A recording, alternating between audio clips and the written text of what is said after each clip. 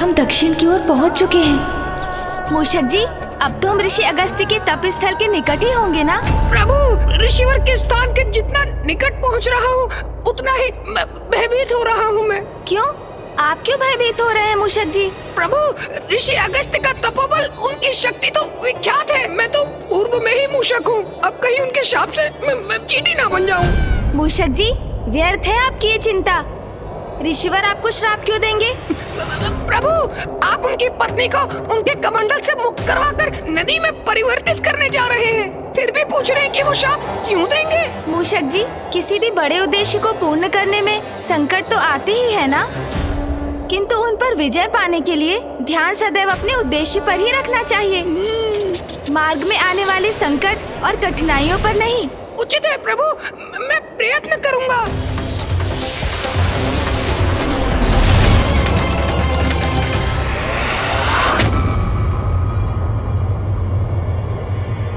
वो देखिए मूषक जी, वो रहे ऋषि अगस्त्य।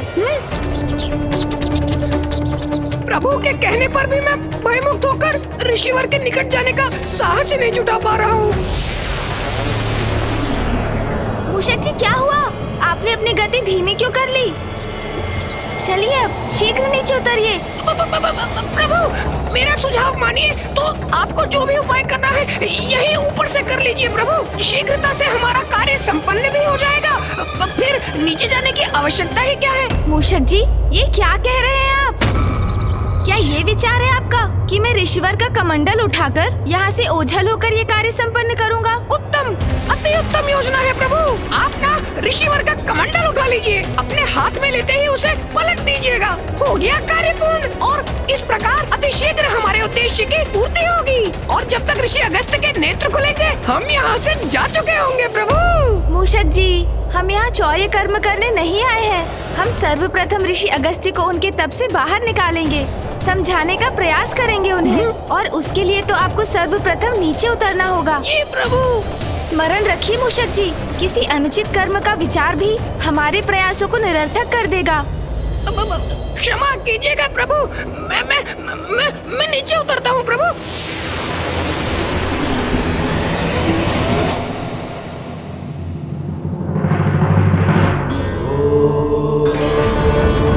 इतने दिव्य महान व्यक्तित्व वाले ऋषिवर अगस्त्य के दर्शन पाकर मैं धन्य हुआ आज।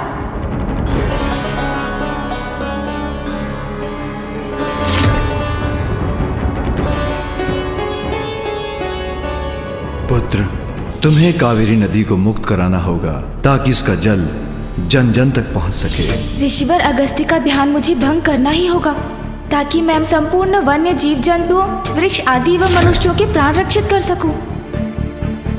प्रभु, जो भी करना है शीघ्र करिए ना, जिससे हम भी शीघ्र यहाँ से प्रस्थान कर सके। मूषक जी, ऋषिवर को उनकी तप से बाहर लाने की उचित युक्ति का विचार करने दीजिए मुझे। युक्ति का विचार? अर्थात प्रभु, अभी तक कोई युक्ति, कोई योजना नहीं है आपकी? मूषक जी, बड़ी सूक्ष्मता से योजना पर विचार करने की आवश्यकता है, जो मैं करने का प्रयास कर रहा हूँ, और आप बार बार कुछ कहकर जिसमें बाधा डाल रहे हैं। यदि आपके पास कोई उत्तम योजना है तो आप क्यों नहीं बता देते मुझे, और यदि नहीं है तो मुझे शांति से विचार करने दीजिए। जी प्रभु। ऋषिवर का ध्यान कैसे भंग होगा? व्यवधान से प्रभु। व्यवधान से अर्थात? हाँ प्रभु, तीव्र वायु प्रवाह से आंधी उत्पन्न करिए आप। आंधी।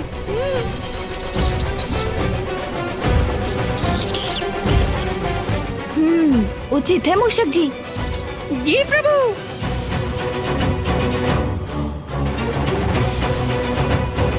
क्षमा कीजिएगा ऋषिवर, किंतु मैं विवश हूँ। मुझे इस क्षेत्र के उद्धार के लिए ये आंधी उत्पन्न करनी पड़ रही है।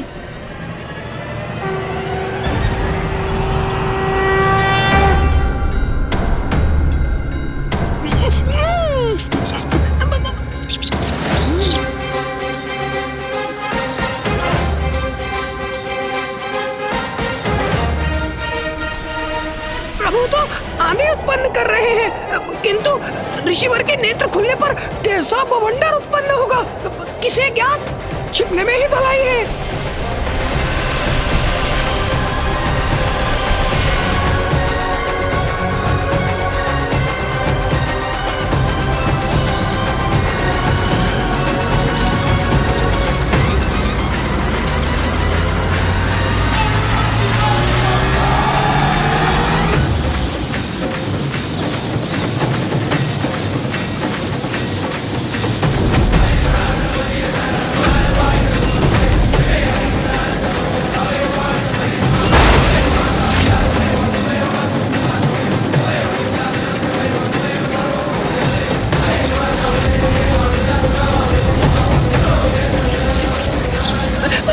ये आंधी तो ऋषिवर तक पहुंचने ही वाली है।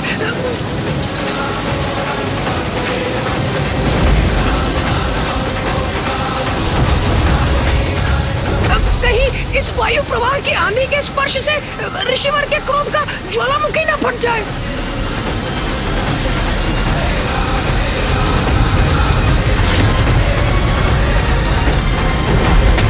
अब शीघ्र भंग होगा ऋषिवर का ध्यान।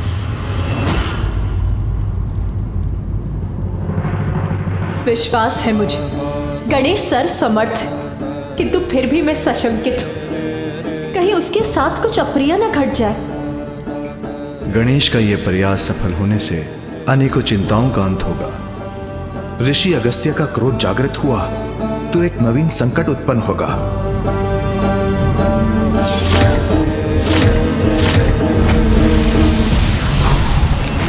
कैसी विकट परिस्थिति है ये। किसकी अधिक चिंता करूं मैं, इस बवंडर के टकराव से ऋषि अगस्त्य के ध्यान भंग होने की, अथवा बवंडर द्वारा इस कमंडल के गिरकर उल्टा हो जाने की। दोनों ही अवस्थाओं में गुरुदेव, ऋषि अगस्त्य कहीं क्रोध में आकर गणेश को कोई श्राप न दे बैठे। तपोबल के धनी ऋषि अगस्त्य ने यदि श्राप दिया तो वह अकाट्य होगा।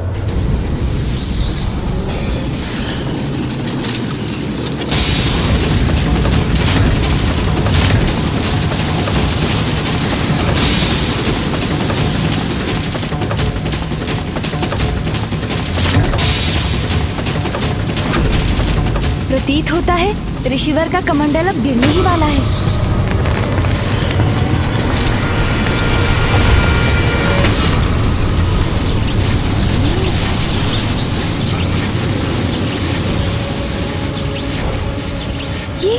ये क्या हुआ? ऋषिवर के चारों ओर स्वर्णिम सुरक्षा का घेरा कैसे उत्पन्न हो गया? ज्ञात करता हूँ।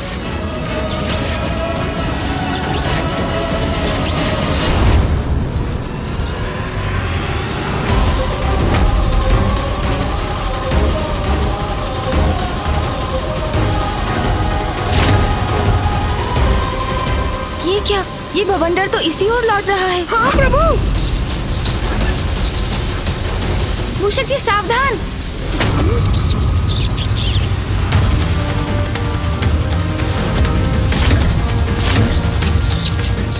इससे रक्षित होना होगा।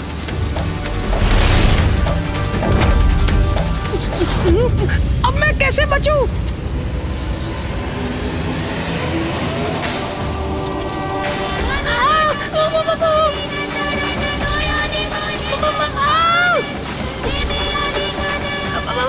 प्रभु, कुछ कीजिए प्रभु, रोकिए इस बवंडर को।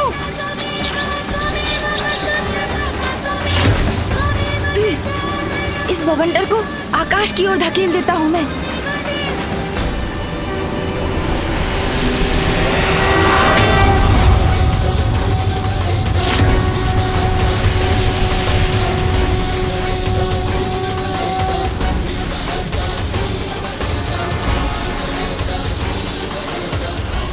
हम रक्षित हो गए प्रभु। मूषक जी, अब हम सुरक्षित हैं। अब ये वायु प्रवाह तो शांत हुआ, किंतु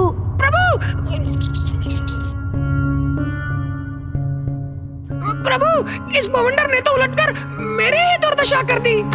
हाँ मूषक जी, हमारा ये उपाय तो व्यर्थ हुआ। अब कुछ और सोचना होगा। और सोचना होगा? आप सोचिए प्रभु, मैं तो तनिक विश्राम कर लेता हूँ। इन टहनियों के प्रहार भी विद्युत के प्रहार समान प्रतीत हो रहे थे मुझे। विद्युत, सुना ना आपने प्रभु, विद्युत। हाँ हाँ, आपने अभी कहा था कि जैसे आपको लगा विद्युत प्रहार हो रहे हैं आप पर। नहीं नहीं प्रभु, मैं ये कह रहा हूँ विद्युत का प्रभाव अवश्य होगा रिसीवर पर, उससे इनका ध्यान अवश्य भंग होगा। हाँ, कदाचित ये उचित रहेगा मूषक जी।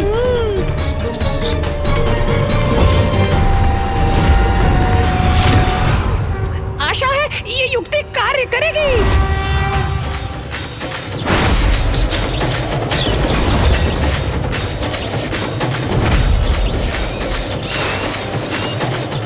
मैंने वायु का सुझाव दिया था तो विद्युत के समान प्रतीत हुआ था। अब विद्युत के सुझाव से कहीं अग्निवार न हो जाए मुझ पर, मेरा तो छिपना ही उचित है।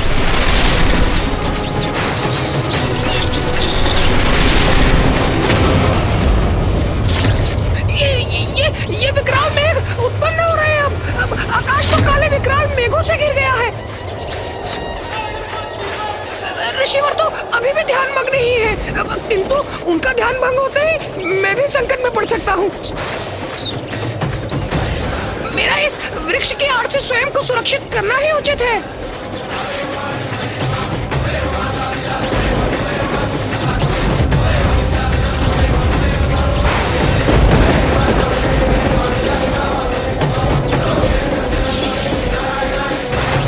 प्रभु के समान मैं भी वृक्ष के ऊपर चढ़कर ही सुरक्षित हो सकूंगा।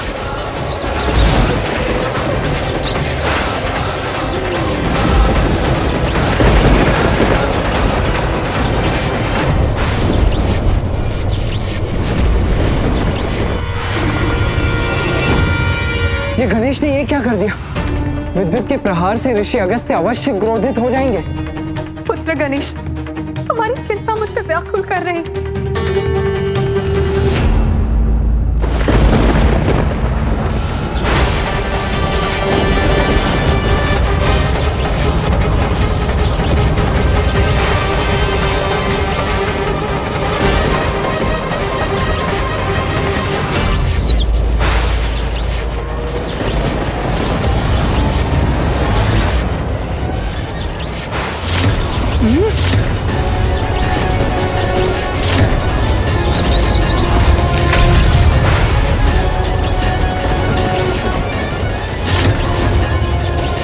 वृक्ष की ओर भी आ सकती है। मुझे इस वृक्ष से दूर हट जाना चाहिए। ये कैसे संभव है? ये विद्युत तो मेरी ओर ही आ रही है। प्रभु!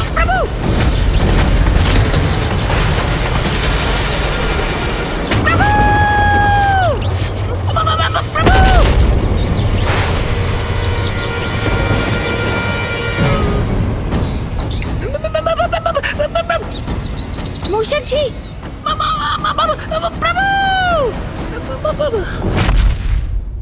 आप कुशल तो है ना मूषक जी? वृक्ष के ऊपर क्यों चढ़ गए थे आप? वृक्ष विद्युत को अपनी ओर आकर्षित करता है, ये तो आपको भी ज्ञात होगा ना मूषक जी? हाँ प्रभु।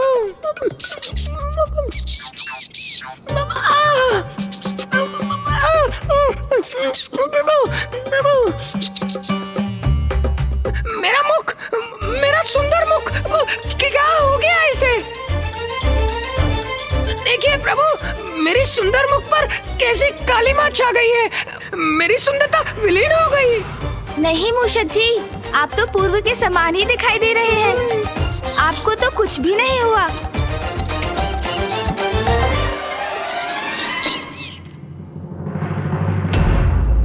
मूषक जी, बवंडर और विद्युत तो ऋषिवर का स्पर्श भी नहीं कर सके। इनसे भिन्न कुछ और उपाय करना होगा मुझे। प्रभु गणेश की सारी योजनाएं असफल हो रही हैं। मुझे शंका है, कहीं उसकी योजना का कोई भीषण परिणाम ना हो। कहीं ऋषि अगस्त्य अत्यधिक क्रोधित ना हो जाए। गणेश की युक्तियां। अभी तक गणेश ने अपनी बुद्धि से उपजी युक्ति का कहां प्रयोग किया है, और वही उसकी भूल है। बुद्धि का देवता है वो, उसे अपनी बुद्धि से युक्ति लगानी होगी तभी सफल होगा वो। प्रभु, अब तो कदाचित भूकंप भी ऋषिवर को उनके तप से बाहर ला सकता है। हाँ प्रभु, मैंने विचार कर लिया है। नहीं मूषक जी, मुझे क्षमा कीजिए। मुझे ज्ञात है आप मेरी सहायता करने का प्रयास कर रहे हैं, किंतु अब नहीं। मैं आपके सुझाव लेता रहा, वो मेरी भूल थी, किंतु इस बार तो मैं अपनी बुद्धि की युक्ति पर ही चलूंगा।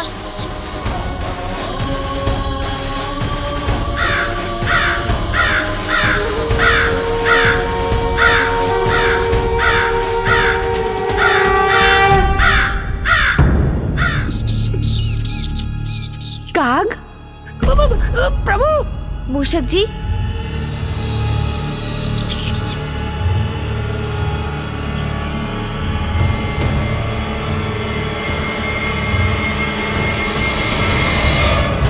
युक्ति तो मिल गई मूषक जी।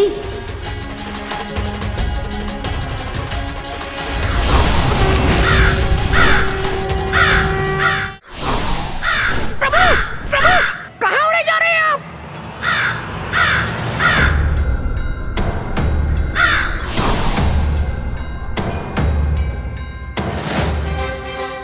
प्रभु, मुझे यहाँ अकेले छोड़ गए। यदि ऋषिवर का ध्यान भंग हुआ तो, और मैं उनकी दृष्टि में पड़ गया तो अवश्य शाप दे डालेंगे मुझे।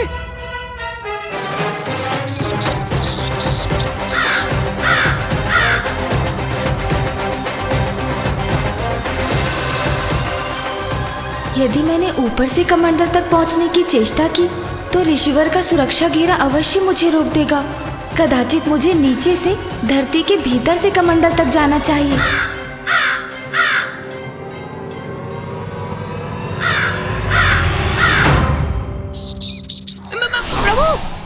प्रभु, आप लौट आए? हाँ मूषक जी, लौट आया मैं, क्योंकि मुझे आपको एक कार्य सौंपना है। आपको यहाँ से ऋषि अगस्त्य तक धरती में सुरंग बनानी है।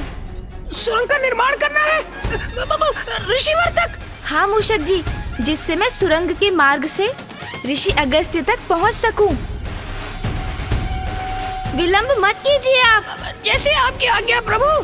यदि मुझे कुछ हो जाए तो स्मरण रखिएगा कि मैंने अपने प्राण न्यौछावर कर दिए अपनी स्वामी भक्ति में। मैं हूँ ना मूषक जी, फिर क्यों चिंता कर रहे हैं आप? आपको कुछ नहीं होगा, आप शीघ्रता कीजिए, अपना कार्य आरंभ कीजिए आप। जी प्रभु।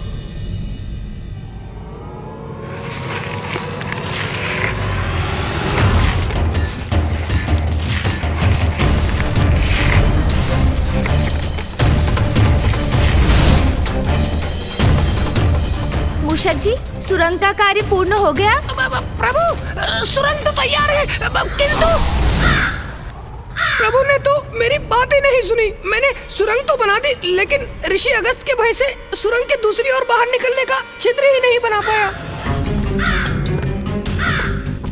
ये क्या? मूषक जी ने तो कार्य अधूरा ही छोड़ दिया। सुरंग से बाहर निकलने के लिए छिद्र मुझे ही बनाना होगा।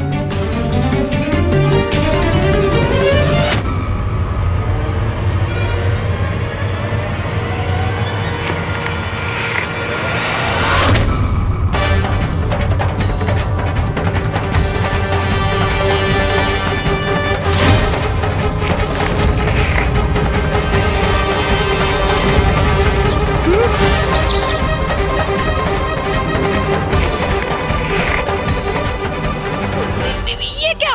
प्रभु तो कमंडल को गिराने वाले हैं।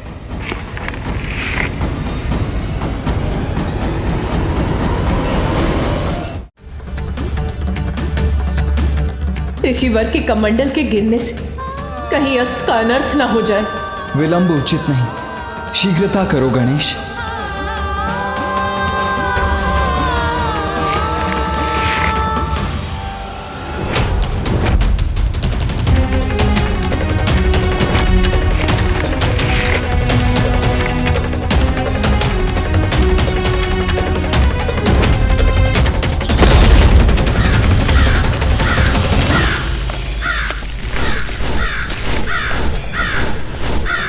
कमंडल तो पुनः स्थित हो गया।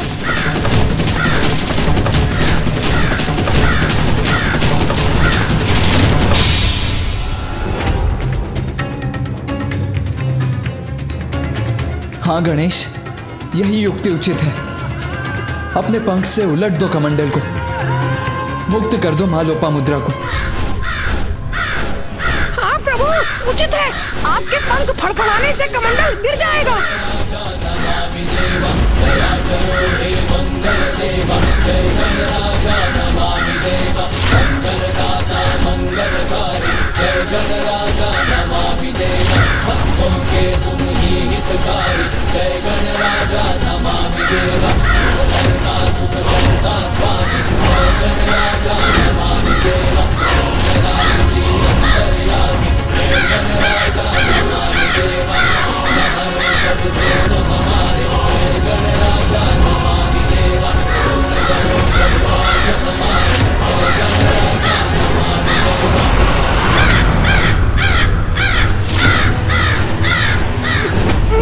ऋषिवर का ध्यान भंग हो गया।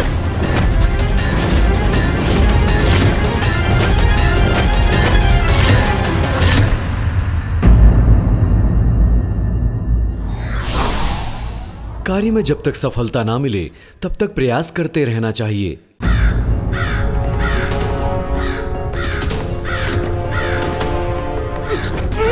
ऋषिवर का ध्यान भंग हो गया।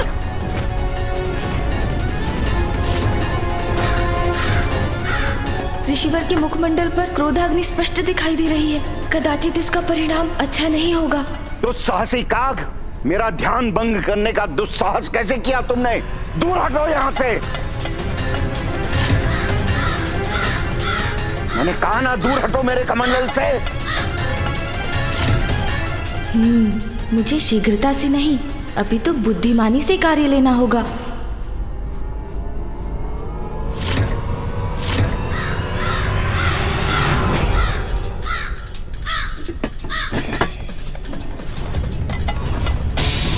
इस काग का इतना दुस्साहस मेरे कमंडल का जल पीने को आतुर है।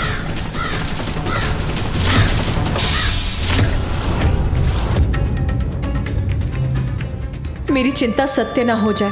कहीं क्रोधावश ऋषिवर गणेश को दंडित करने के लिए उसे श्राप ना दे दे। गणेश, ऋषिवर को और क्रोधित मत करो। इसी पल लौट आओ, मुड़ जाओ वहां से।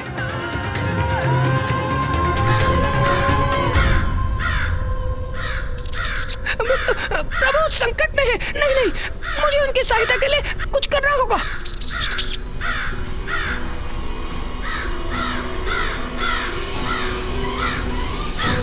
मुझे क्षमा कर दीजिए प्रभु। मेरे पांव तो ऋषि अगस्त के भय के कारण जड़ हो गए हैं, आगे ही नहीं बढ़ रहे।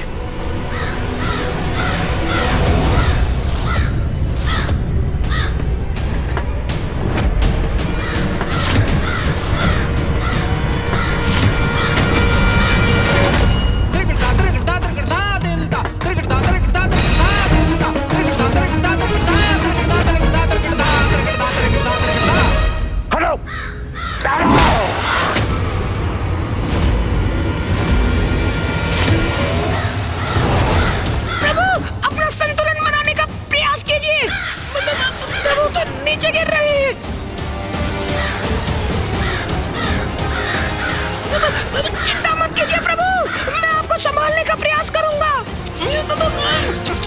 प्रभु, मैं आ रहा हूँ प्रभु, मैं आ रहा हूँ।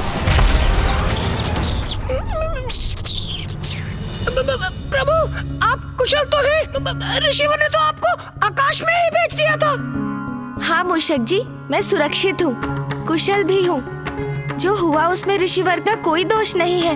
वो तो मात्र अपना कमंडल सुरक्षित करने के लिए अपने हाथ से मुझे दूर करने का प्रयास कर रहे थे और उनका हाथ मेरे पंख पर लग गया, जिससे मैं दूर आकाश की ओर चला गया। सुरक्षित है मेरे पुत्र गणेश। प्रभु, मेरी विनती स्वीकार कीजिए, यहाँ से लौट चलिए। महादेव, माता पार्वती, कुमार कार्तिकेय से विचार विमर्श कर प्रभु माँ लोपामुद्रा को नदी रूप में प्रवाहित करने की कोई और युक्ति सोचनी होगी हमें। किंतु अब हमारा यहाँ रुकना उचित नहीं। ऋषिवर के क्रोध से पार पाना कठिन है प्रभु।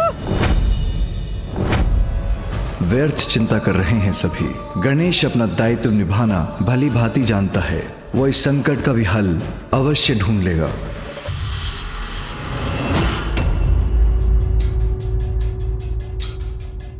अब दूर हट गया वो काग, पुनः ध्यानस्थ होता हूं मैं।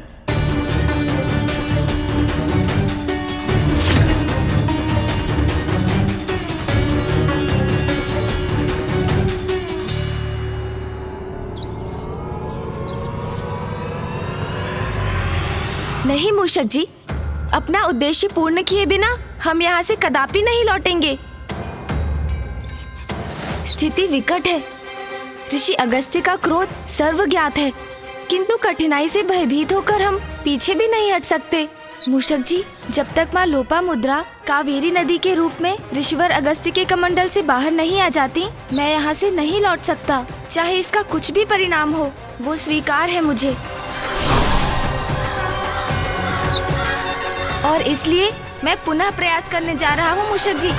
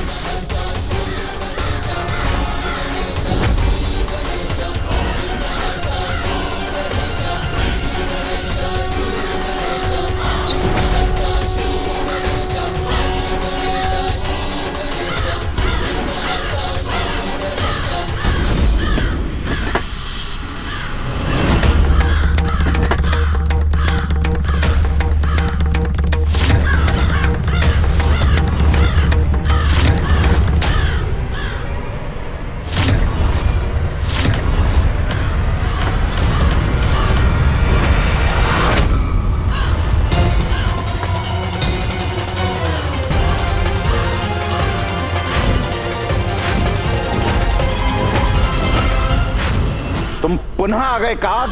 दूर हटो, दूर हटो, दूर हटो मेरे कमंडल से। तुम्हें अपनी सुरक्षा की तनिक भी चिंता नहीं।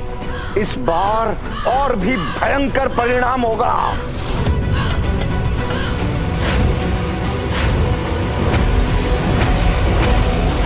दूर हटो, दूर दूर हटो। काग, तुमने मेरी चेतावनी सुनी नहीं। दूर हटो यहां से।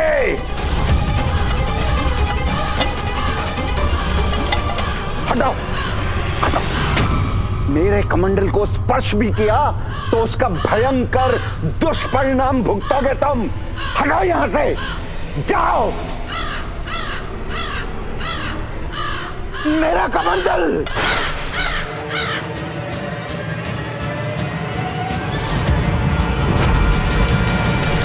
उद्दंड काग, इस कमंडल को सुरक्षित स्थान पर रखते ही तेरी उद्दंडता का कठोर दंड दूंगा मैं।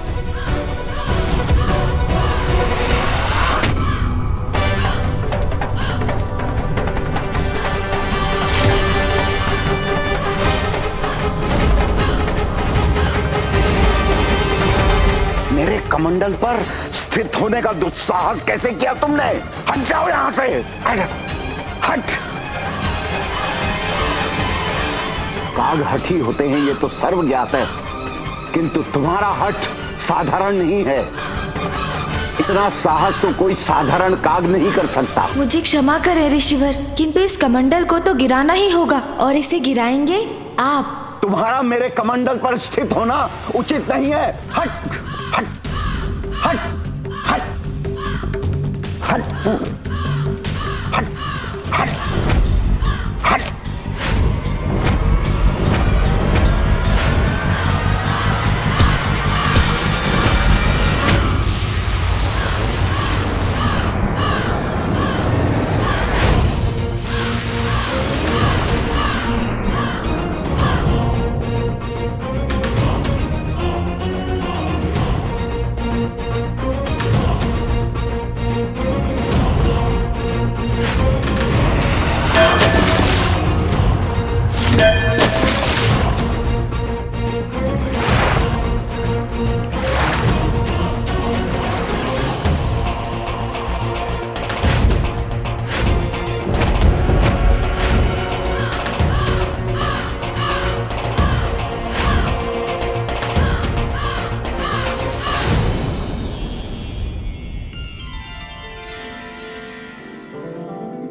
माता, आप कमंडल से बाहर आइए। हाँ माता लोपामुद्रा, आपके स्वामी अगस्त्य ऋषि अपने हाथ से आपको प्रवाहित होने का संकेत दे रहे हैं।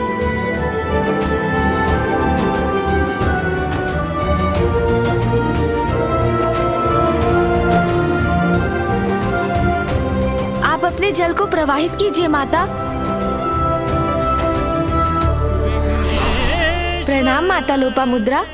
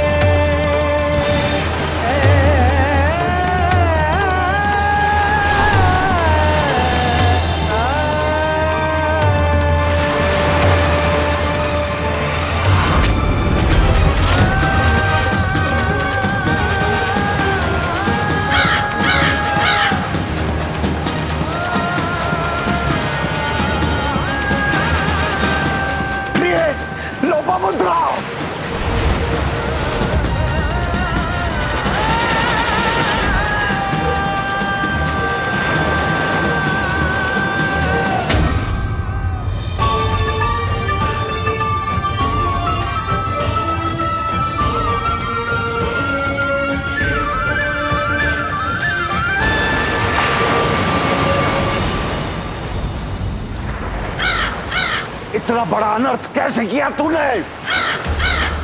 प्रभु, अब ऋषिवर के क्रोध से अपनी रक्षा कैसे करेंगे आप? दुष्ट काग, रुक, मैं तुझे श्राप देता हूँ।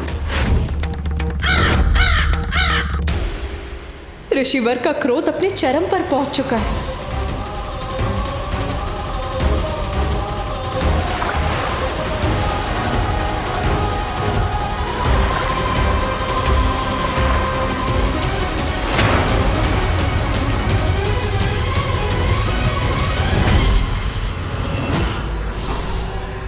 ऋषि अगस्त्य, वक्रतुंड महाकाय सूर्यकोटि समप्रभ निर्विघ्नं कुरु मे देव सर्वकार्येषु सर्वदा।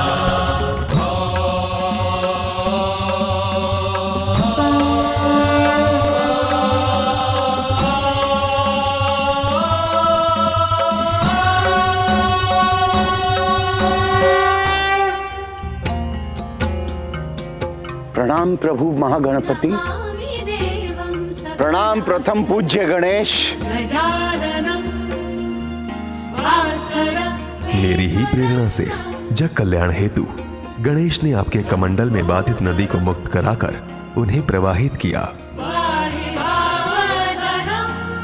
प्रभु, मोहवश कितनी बड़ी भूल कर बैठा मैं।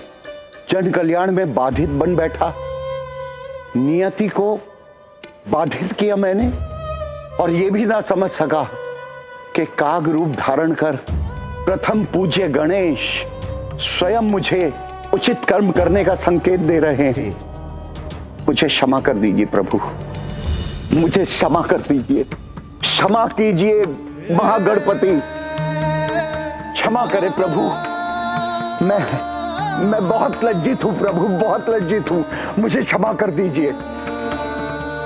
एक ऋषि, एक तपस्वी होकर आसक्तिवश मैं अपने को मुक्त नहीं कर सका।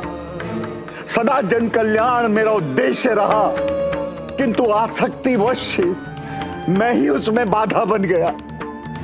सबको सुख पहुंचाने वाली, धरती को जल से सींचने वाली नदी को मैंने रोक रखा। बहुत बड़ी भूल हो गई मुझसे प्रभु, बहुत बड़ी भूल हो गई। मुझे क्षमा कर दीजिए, मुझे क्षमा कर दीजिए प्रभु, मुझे क्षमा कर दीजिए, मुझे क्षमा करे परम पूज्य गणेश जी।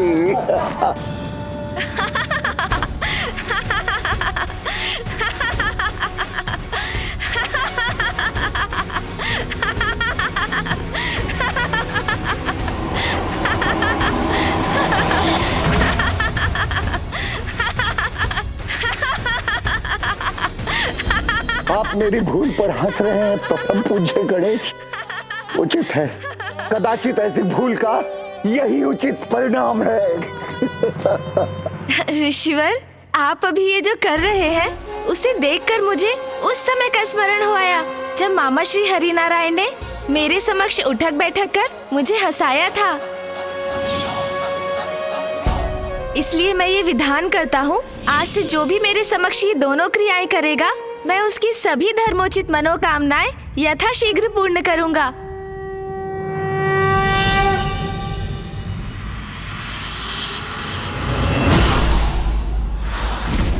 और ऋषिवर, आप भी मुझे क्षमा करें। मेरा आशय आपको दुख पहुंचाने का कदापि नहीं था। भूल तो मुझसे हुई थी। मेरे द्वारा सागर जलपान से ही यहाँ सूखा पड़ा था। उसी सूखे की समाप्ति के लिए नदी प्रवाहित करना चाहता था, किंतु पत्नी प्रेम वश में उसमें स्वयं बाधा बना। ये भी भूल गया कि लोपामुद्रा का जन्म दक्षिण के अकाल को समाप्त करने के लिए ही हुआ था। किंतु अब तो भूल का सुधार भी हो चुका है। देखिए ना ऋषिवर, अब तो नदी प्रवाहित भी हो रही है।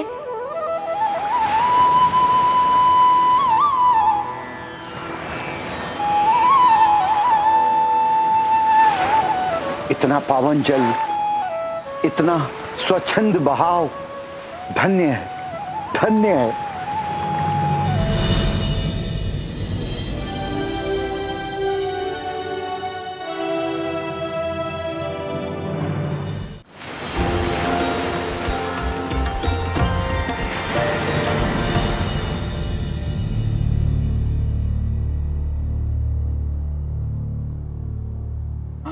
प्रभु,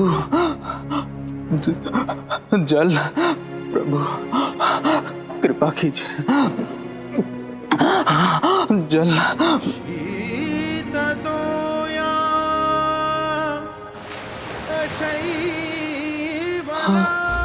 ये मेरा भ्रम है या वास्तव में जलधारा की ध्वनि?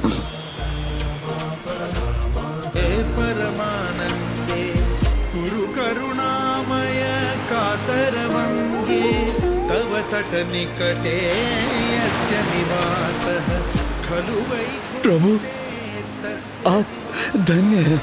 आपने मेरी प्रार्थना सुन ली।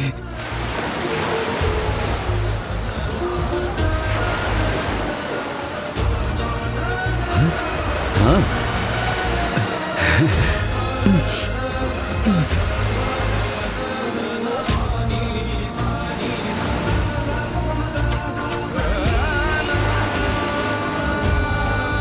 इस नदी के जल ने तो हमें तृप्त कर दिया। अब हम अपना जीवन यापन करने में समर्थ हैं।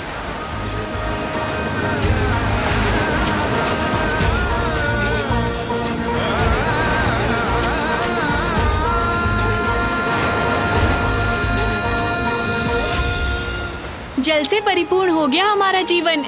अब कोई कमी नहीं है हमारे जीवन में। इस जलधारा ने तो हमारा जीवन ही सुखमय बना दिया। जल क्रीड़ा में बहुत आनंद आ रहा है।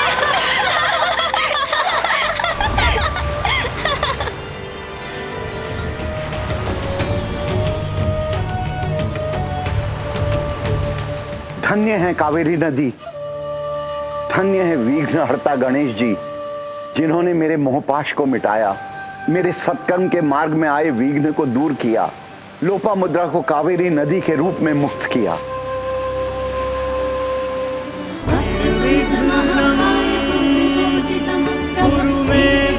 माँ लोपामुद्रा का कावेरी नदी के रूप में प्रवाहित होने से मेरा कार्य संपन्न हुआ। अब दक्षिण में कभी जल का अभाव नहीं रहेगा।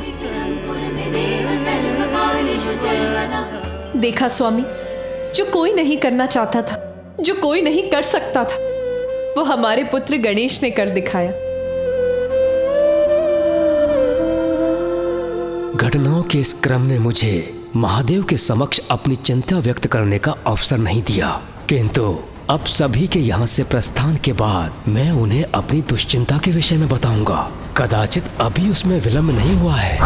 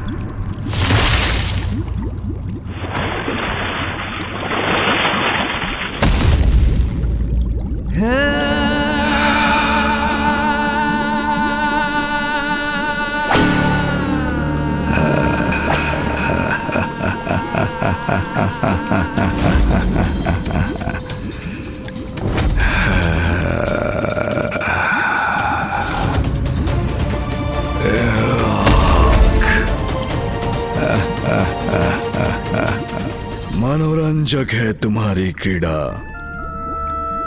किंतु इसका अंत तुम्हारे अंत के साथ ही होगा, क्योंकि सर्वश्रेष्ठ जलंधर से किसी का बच पाना असंभव है।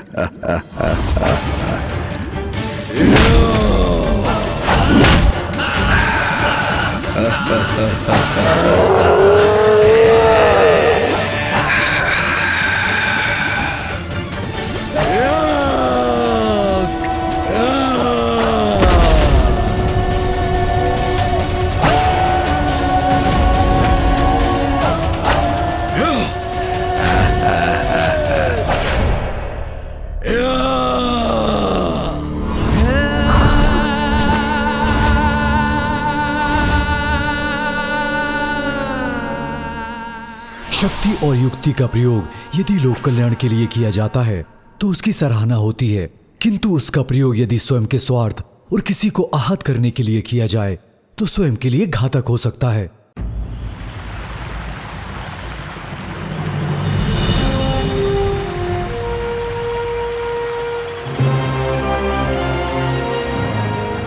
ऋषिवर, आपके कमंडल से निकला कावेरी नदी का ये जल सदा क्षेत्र को हरित रखेगा और यहाँ सदा समृद्धि का विस्तार करेगा।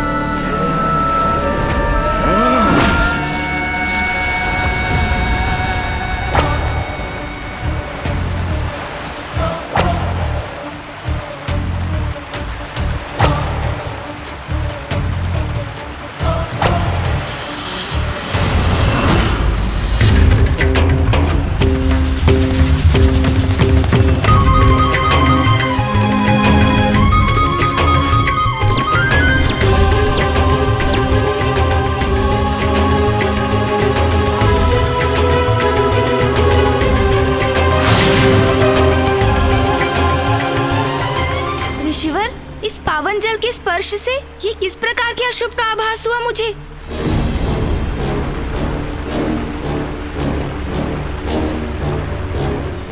गणेश जी, ये किसी बड़े महासंकट की पूर्व सूचना है।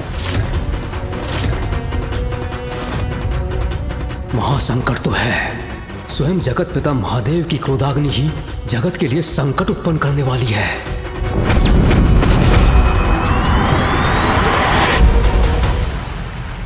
संसार अवश्य किसी भयंकर महासंकट का सामना करने वाला है गणेश जी।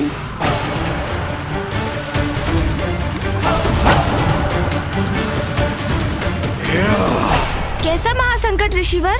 कृपया मुझे बताइए ऋषिवर, कौन और क्या है इस भावी संकट का कारण?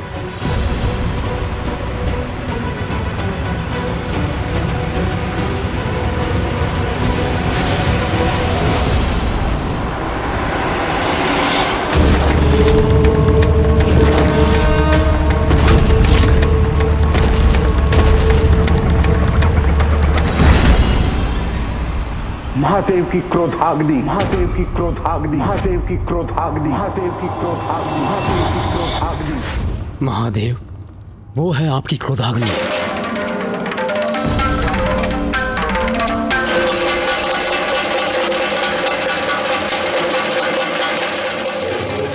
मेरी क्रोधाग्नि? क्या उसका कोई दुष्परिणाम होने वाला है?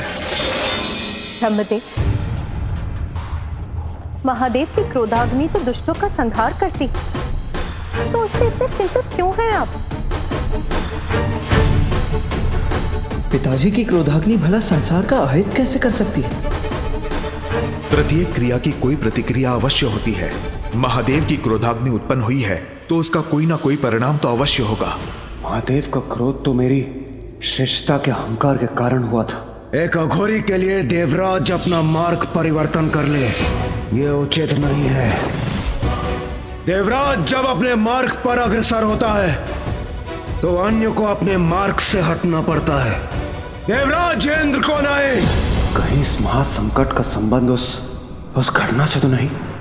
महादेव को मैं अपनी चिंता से अवगत कराने का प्रयास कब से कर रहा हूं, किंतु ऋषि अगस्त्य के प्रसंग के कारण मुझे इसका अवसर ही प्राप्त नहीं हुआ।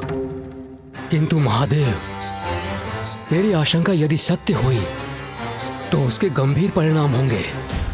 विनाश, हाँ, मात्र विनाश ही होगा।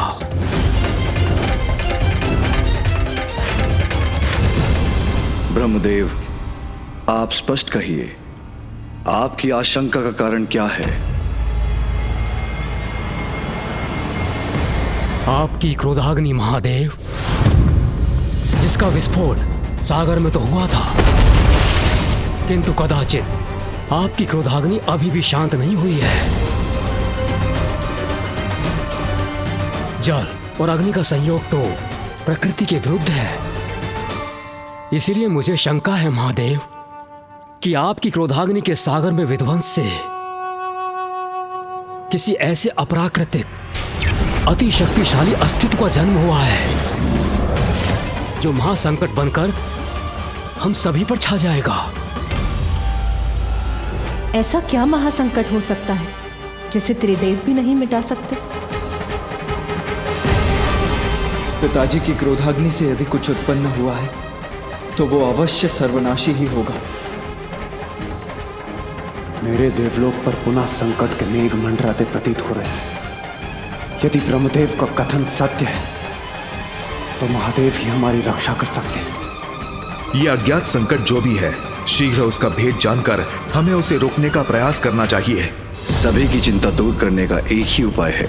मुझे ही अपनी अंतर्दृष्टि से ज्ञात करना होगा कि सागर के अतल जल में ऐसा क्या संकट छिपा है।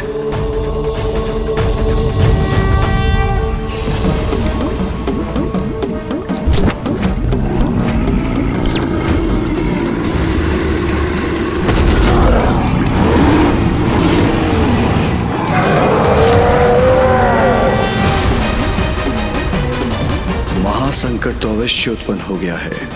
ब्रह्मदेव का चिंतित होना उचित है।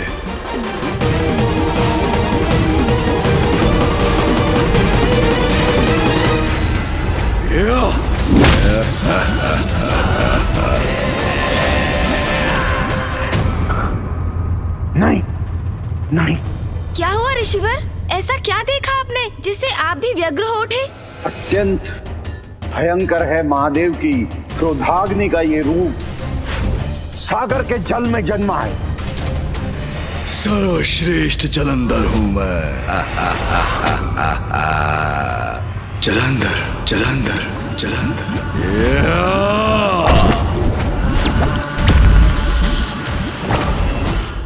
जलंधर? मेरी शंका सत्य थी महादेव। किसे ज्ञात है आपकी क्रोधाग्नि का ये भीषण परिणाम सागर में उत्पन्न होकर वहां कैसा आतंक फैला रहा होगा।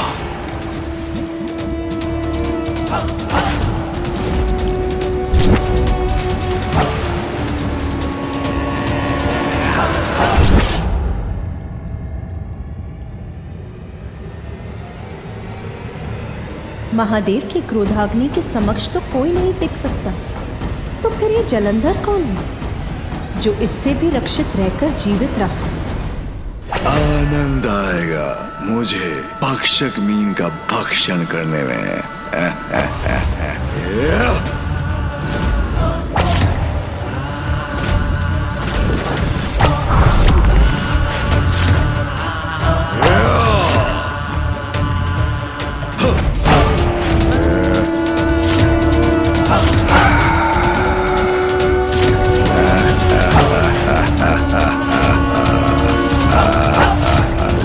कितना भी वेग बढ़ा लो, सुरक्षित नहीं हो तुम। मैं सर्वश्रेष्ठ जलंधर पराजय स्वीकार नहीं करता।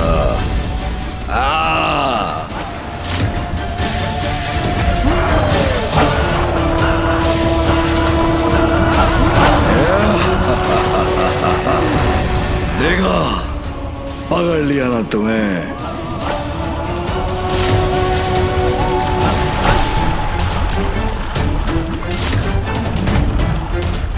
मैं सर्वश्रेष्ठ जलंधर, मुझसे कोई बच नहीं सकता। चलो मेरे संकेत पर।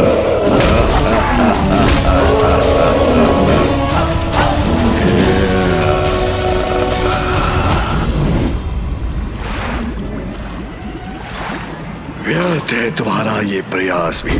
सर्वश्रेष्ठ जलंधर से बचकर कोई नहीं भाग सकता।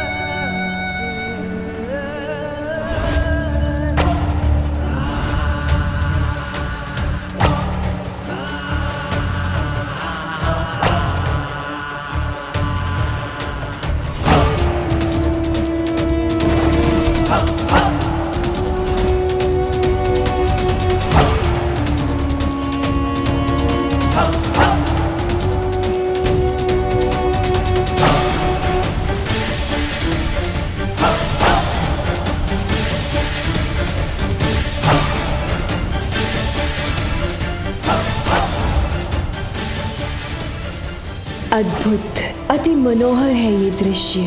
कितने बलिष्ठ, कितने आकर्षक हैं ये।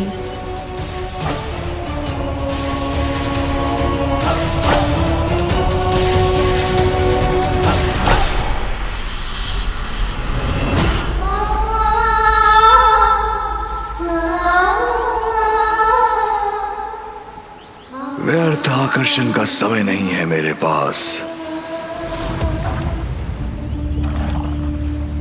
उन्होंने मुझे उचित प्रकार से देखा तक नहीं।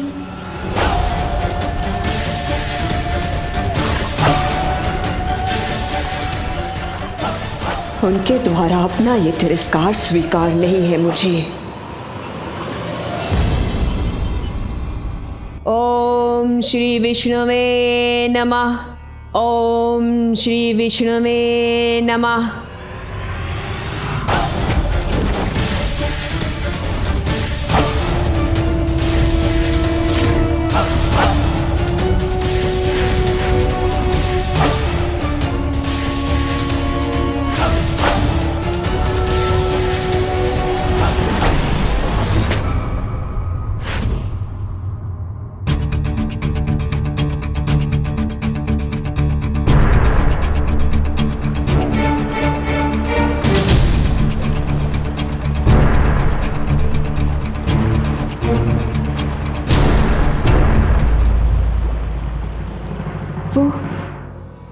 वो मुझे देखकर मुस्कुराए क्यों नहीं?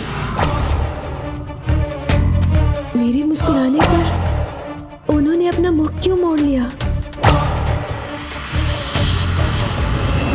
जैसे उन्हें मुझसे घृणा हो।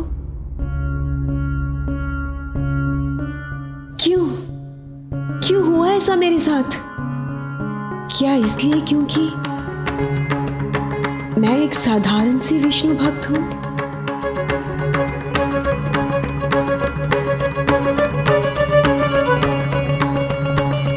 ओम श्री विष्णुवे नमः। ओम श्री ओम श्री विष्णु। अब इस जाप में मेरा मन ही नहीं लग रहा।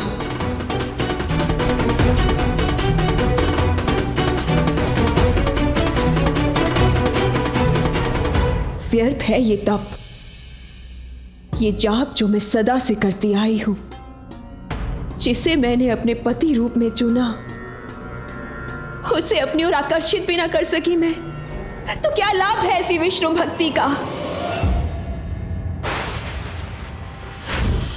नारायण, आप ना तो मेरी सहायता करना चाहते हैं और कदाचित ना ही कर सकते हैं।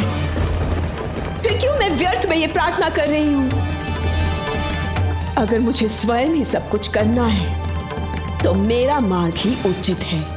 अब से मैं भक्ति के मार्ग को त्याग कर वही मार्ग अपनाऊंगी जिससे वो आकर्षित होकर मेरी ओर चले आएंगे।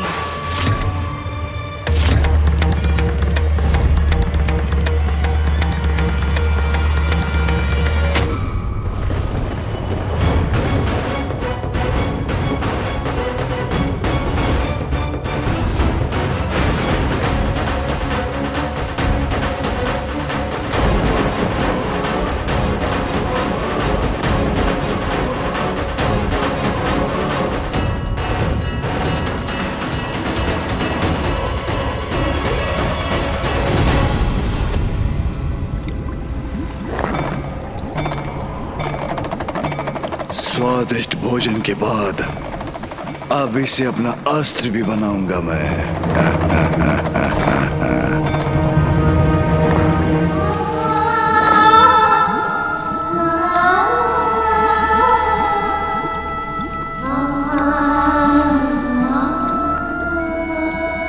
किसका मधुर आलाप है ये जो मुझे अपनी ओर आकर्षित करने का प्रयास कर रहा है?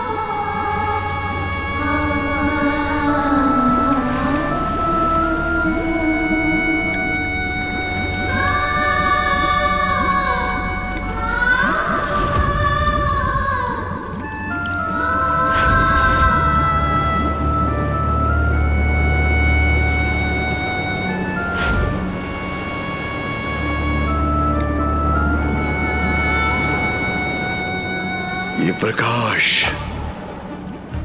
कदाचित वहीं से आ रहा है। ये स्वर अभी ऊपर जाकर देखता हूं।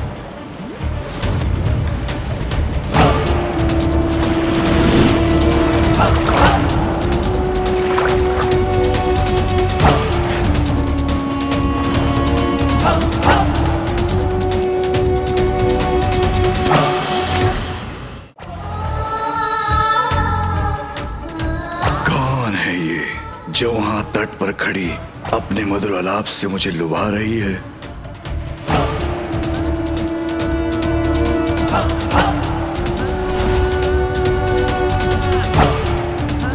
कदाचित सर्वश्रेष्ठ जलंधर का इससे भी भेंट करने का समय आ गया है।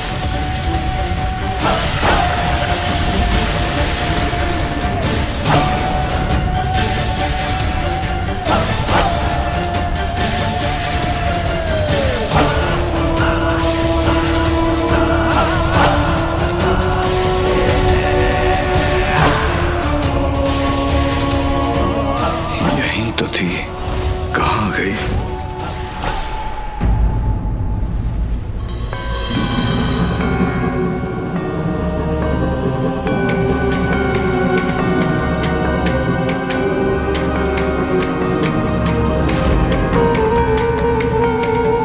ये पांव के चिन्ह तो उसी के हैं, तो यहीं होगी। क्रीड़ा कर रही है मेरे साथ।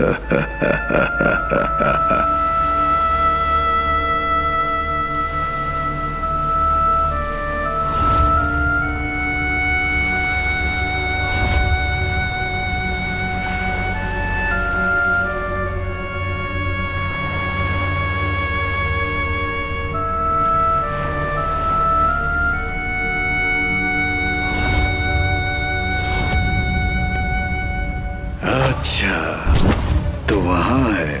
कदाचित उसे ज्ञात नहीं, सर्वश्रेष्ठ जलंधर के साथ क्रीड़ा का तो एक ही परिणाम होता है।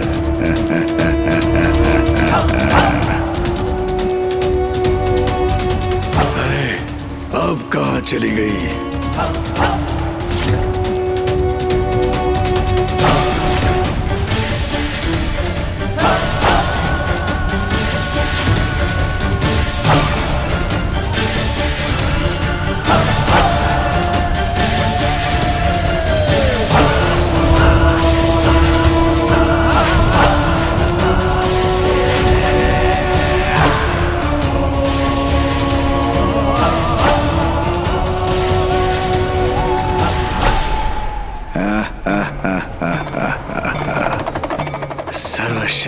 जलंधर से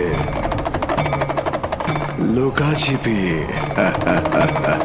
अभी इस लुका छिपी की क्रीड़ा का अंत करता हूं।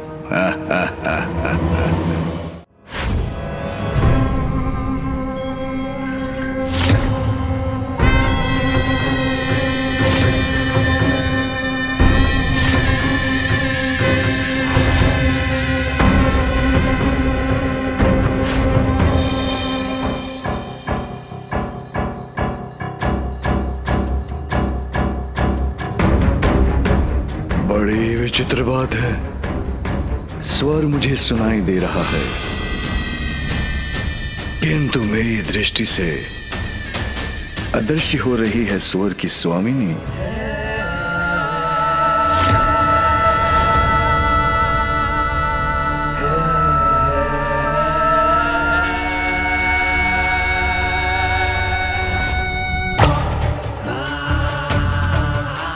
चाहे कुछ भी हो, उस तक तो पहुंच कर ही रहूंगा मैं।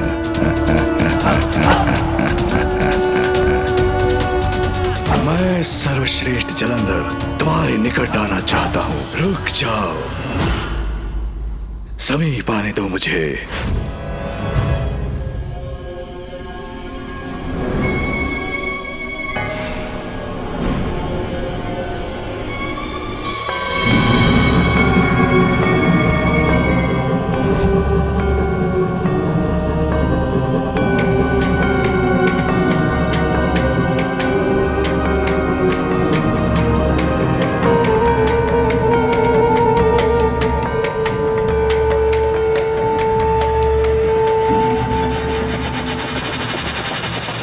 कौन हो तुम?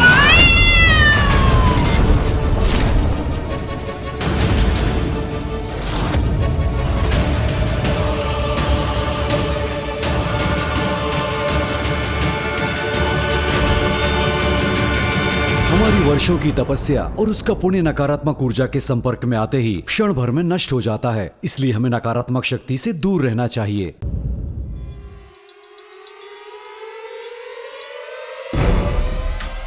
इतना क्यों सताया मुझे? कब से तुम्हारी प्रतीक्षा कर रही हूं मैं। कौन है ये मायाविनी? मेरी प्रतीक्षा क्यों कर रही थी ये?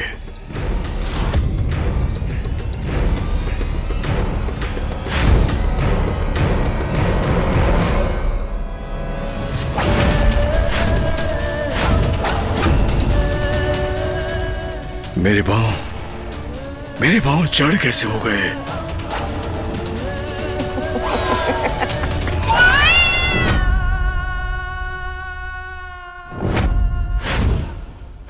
ये कैसा मकड़ जाल है? कौन है ये मायाविनी?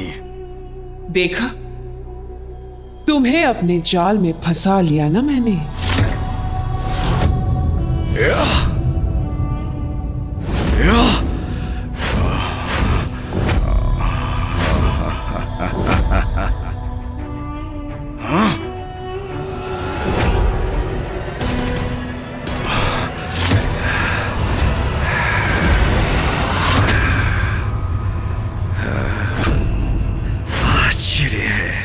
अपनी संपूर्ण शक्ति लगाकर भी इससे मुक्त नहीं हो पा रहा हूं मैं। कौन हो तुम?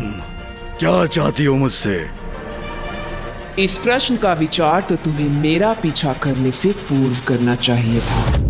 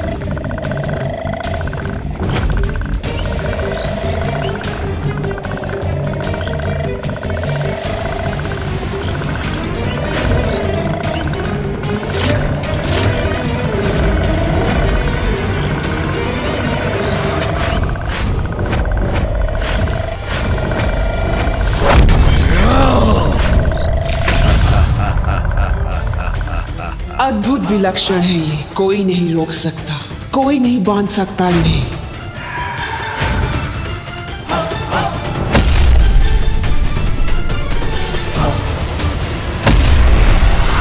सर्वश्रेष्ठ जलंधर हूं मैं। मेरा बल ही मेरा परिचय है। मेरे साथ क्रीड़ा,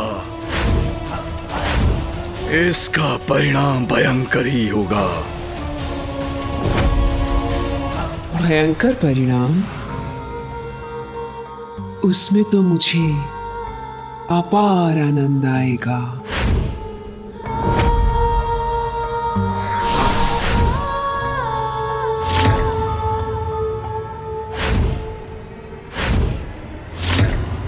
मैं ही करती हूं इस क्रीड़ा का आरंभ।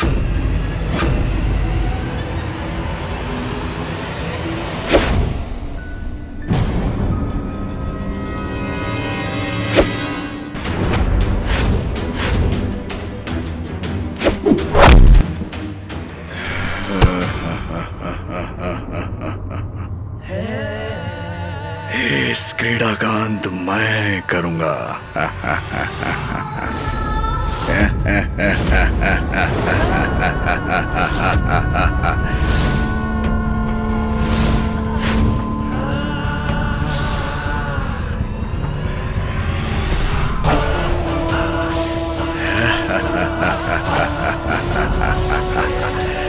मायाविनी, तुम मेरा स्पर्श भी नहीं कर पाओगी। सर्वश्रेष्ठ जलंधर हूं मैं।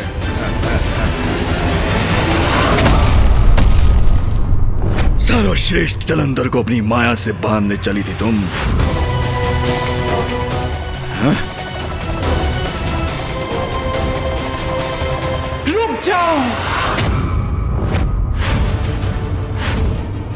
अभी इस क्रीड़ा का अंत नहीं हुआ है। तुम मेरे मोहपाश से बचकर कहीं नहीं जा सकते, सर्वश्रेष्ठ जलंधर। रुक जाओ जलंधर, मैं तुम्हें जाने नहीं दूंगी।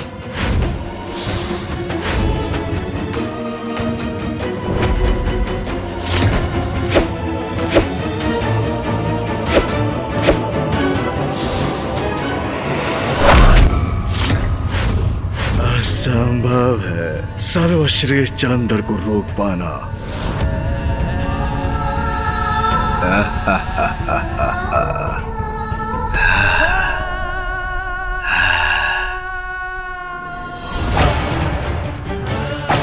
ऐसा क्यों प्रतीत हो रहा है मुझे, जैसे मैं इस राक्षसी से परिचित हूं।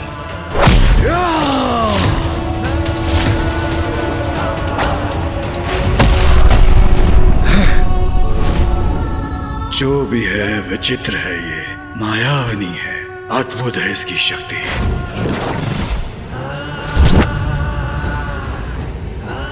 मुझे वश में करना चाहती हो ना तुम, तो आओ प्रयत्न करके देख लो।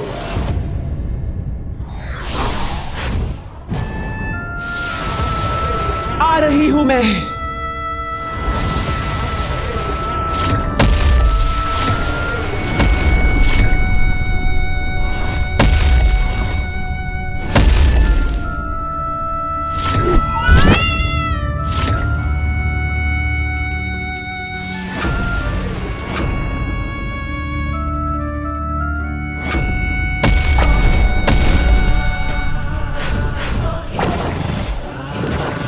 क्या हुआ, नहीं पकड़ पा रही हो ना मुझे?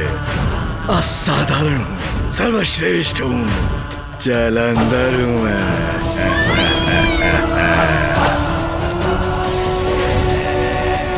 इसकी कलाई की कंगन की चमक मुझे कुछ स्मरण करा रही है।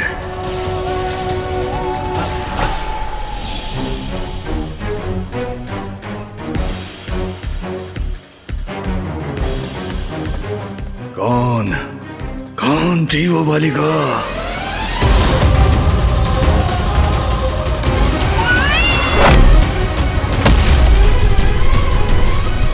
क्या हुआ, मुझसे अपनी रक्षा नहीं कर सके ना तुम? लो, कर लिया मैंने तुम्हें अपने वश में। अब हुआ हमारी इस क्रीड़ा का अंत।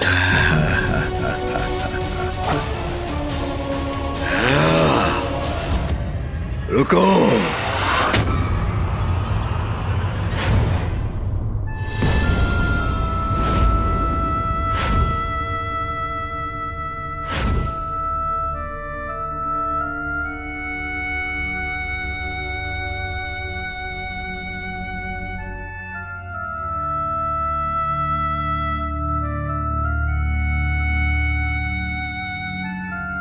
ये कंगन तो मैंने पूर्व में भी कहीं देखा है।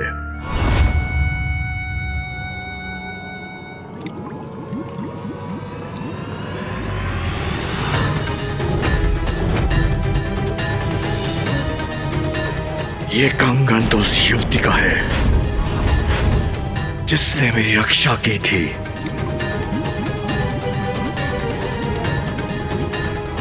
ये कंगन तुम्हें कैसे प्राप्त हुआ? क्या तुमने इस युवती का वध कर उसको अपना आहार बना लिया है? बोलो, मेरे प्रश्नों का उत्तर दो। बोलो, क्या किया तुमने उसके साथ?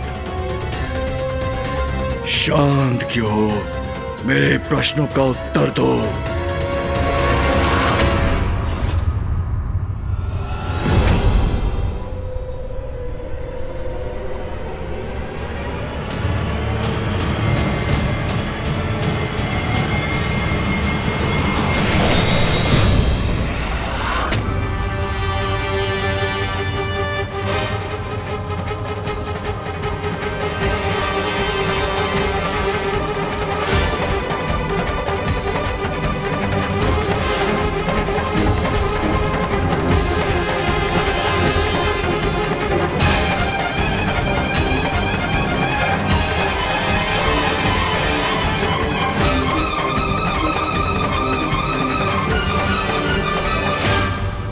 जिस युवती को लेकर तुम इतने प्रश्न कर रहे हो, वो युवती मैं ही हूं।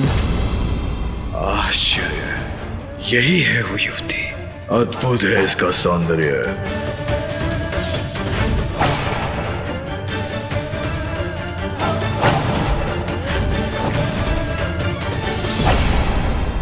किंतु जब मैंने तुम्हें देखा था तब तो तुम साधारण सी युवती थी। तो अब तुमने ये रूप कैसे धारण किया?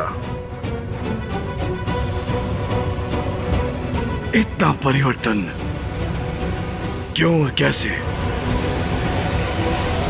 तुम्हारे लिए। ये सब मैंने सिर्फ तुम्हारे लिए किया है जलंधर। मेरे लिए? अर्थात? अपनी बाल्यावस्था से ही मैं सदा विष्णुदेव की भक्ति में लीन रहती थी। फिर एक दिवस मेरी दृष्टि तुम पर पड़ी और उस दिवस से मैं नारायण की भक्ति को छोड़कर तुम्हारी भक्त हो गई।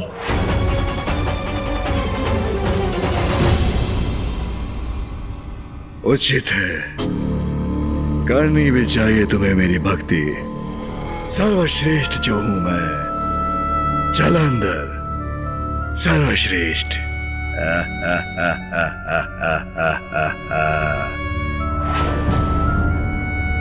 किंतु तुम्हारे पास तो मेरे लिए समय ही नहीं था।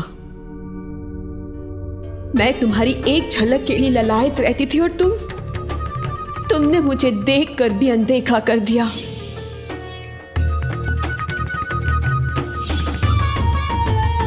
कदाचित उस रूप में मैं तुम्हारे योग्य ना थी, इसीलिए उस दिवस मैंने निर्णय लिया कि यदि तुम्हें पाना मेरे जीवन का ध्येय है तो मुझे तुम्हारे योग्य, तुम्हारी जैसा बनना होगा। इसीलिए मैंने नारायण की भक्ति का त्याग किया और ये रूप धारण किया।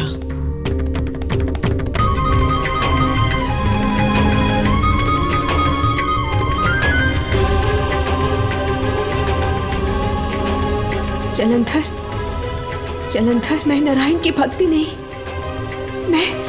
मैं तो केवल तुम्हें पाना चाहती हूँ। मैं वृंदा हूँ और मुझे ये वरदान प्राप्त है कि मेरे जीवित रहते मेरे पति की मृत्यु कभी नहीं हो सकती, अर्थात मेरे जीवित रहते तुम्हारी मृत्यु कभी नहीं हो सकती जलंधर। और तुम तो इतने बलशाली हो कि मेरी मृत्यु कभी होने ही नहीं दोगे। सोचो, हम दोनों साथ मिलकर समस्त संसार पर अनंत काल तक राज करेंगे,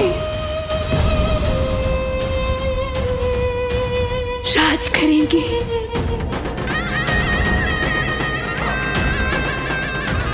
उचित है।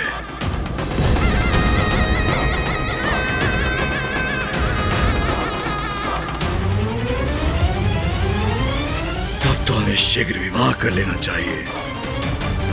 सर्वश्रेष्ठ कपट बुद्धि की स्वामिनी का विवाह तो सर्वश्रेष्ठ जलंधर से होना ही उचित है।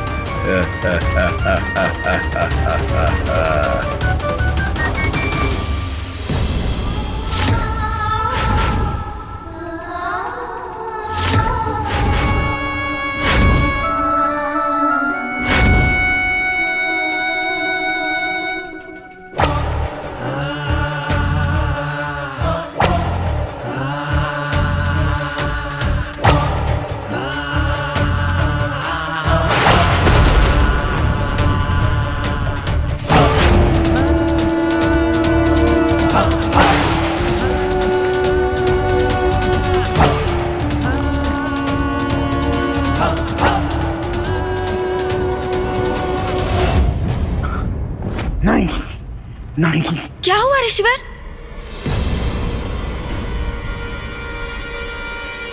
गणेश जी, अभी तक तो केवल जालंधर ही एकमात्र चुनौती था। अब उसके साथ एक और कपटी कुटिल शक्ति भी जुड़ गई है।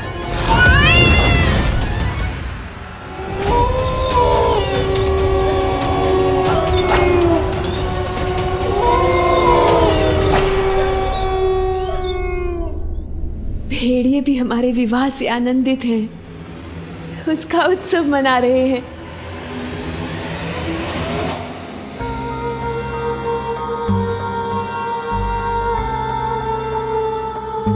अंततः जिससे मैंने प्रेम किया, जिसको पाने की लालसा रखी, अब पूर्ण रूप से उसका साथ पा ही लिया मैंने। कोई बात नहीं कर सकता वृंदा के पति का, अर्थात सर्वश्रेष्ठ जलंधर अब अमर हुआ। स्वामी, क्या विचार कर रहे हैं आप?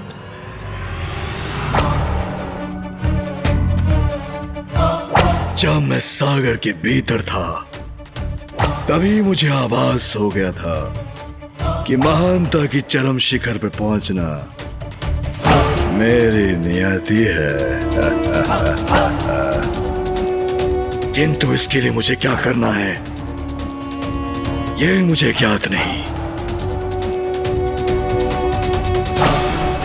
स्वामी, मुझे भी इस बात का आभास हुआ था कि आप ही इस संसार के अधिपति बनने के योग्य हैं। पाताल लोक, देवलोक, सब पर आपका अधिकार ही आपकी नियति है। लेकिन स्वामी, उसके लिए हमें शुक्राचार्य के पास जाना होगा।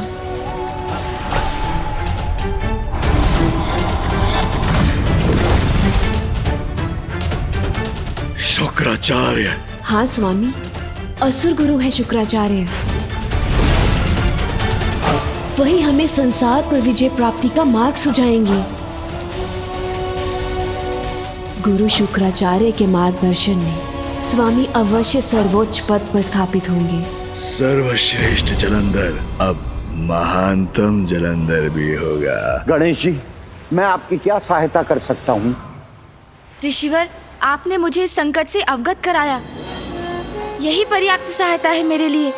अब मुझे यथाशीघ्र कैलाश लौटकर पिताश्री के साथ इस पर विचार विमर्श करना चाहिए। उचित है गणेश जी, महादेव ही इस भयंकर संकट का हल सुलझा सकते हैं। आप शीघ्र प्रस्थान कीजिए। मैं यही लोपामुद्रा का स्मरण करते हुए ध्यान मग्न होता हूं।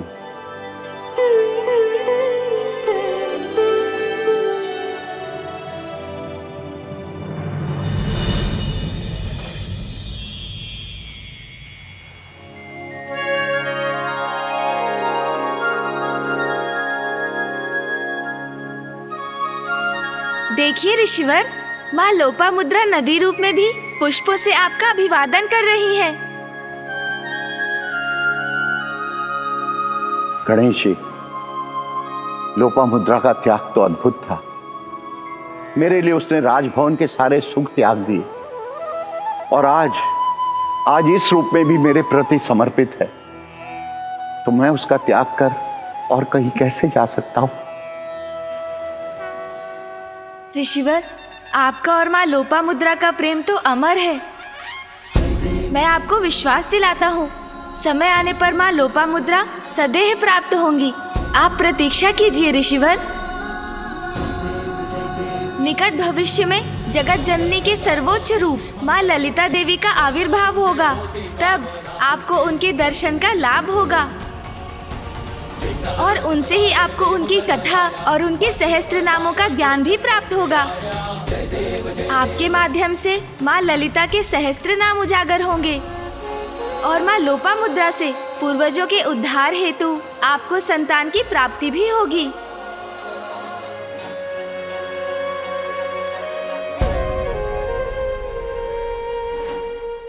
धन्यवाद गणेश जी, आपके आशीर्वाद से मैं कृतार्थ हो गया।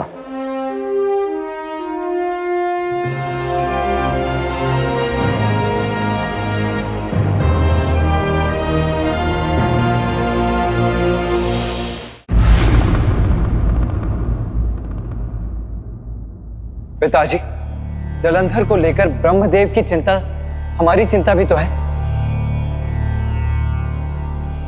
स्वामी, अब और प्रतीक्षा नहीं कर सकते आप। इस संकट का निवारण शीघ्र ही करना होगा। आप अंधकासुर के कारण जो महक संकट उत्पन्न हुआ, उसका स्मरण है मुझे। इसीलिए अब क्षणिक विचार का समय भी नहीं है आपके पास। जलंधर महासंकट का रूप ले ले, उसके पहले उसका अंत कर दीजिए स्वामी।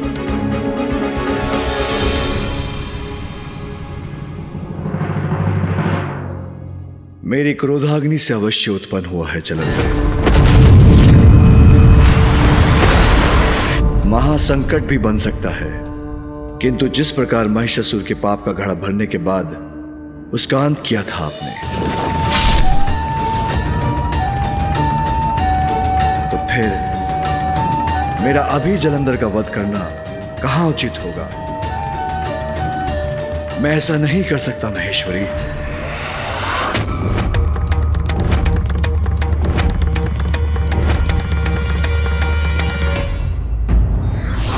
दंड देने से पूर्व भगवान सभी को समान रूप से अवसर देते हैं। ये व्यक्ति पर निर्भर करता है कि वो धर्म का मार्ग चुनता है या अधर्म का।